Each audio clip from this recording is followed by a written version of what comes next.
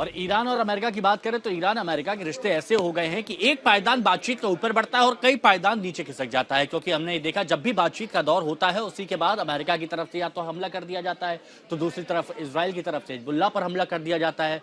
और यहां पर सभी के मन में सवाल है, क्या यहां तनाव शांत होगा या तनाव और बढ़ेगा?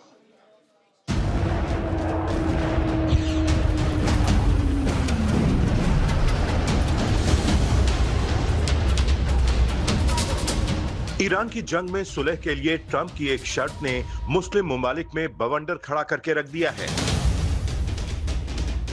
ईरान से डील के बीच ट्रंप ने एक पैंतरा ले लिया था कि लंबे वक्त के शांति समझौते के लिए इजराइल को मान्यता देना जरूरी है और उस अब्राहम अकॉर्ड पर सभी मुस्लिम मुल्कों को दस्तखत करना चाहिए।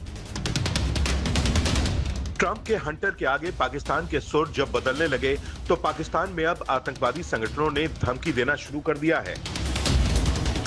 पाकिस्तान के आतंकवादी संगठन लश्कर ए तैयबा के डिप्टी चीफ सैफुल्लाह कसूरी ने पाकिस्तानी हुकूमत को ही धमकी दे डाली है। दरअसल पिछले कुछ महीनों से पाकिस्तान की हुकूमत और फौज के नुमाइंदे ट्रंप के आगे दुम हिलाते नजर आए हैं।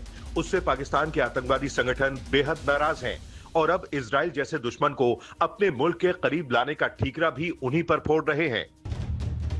दरअसल अब्राहम अकॉर्ड के मुद्दे पर पाकिस्तान की सियासत और हुकूमत इन दिनों एक तरफ कुआं दूसरी ओर खाई की नौबत में फंसी हुई है।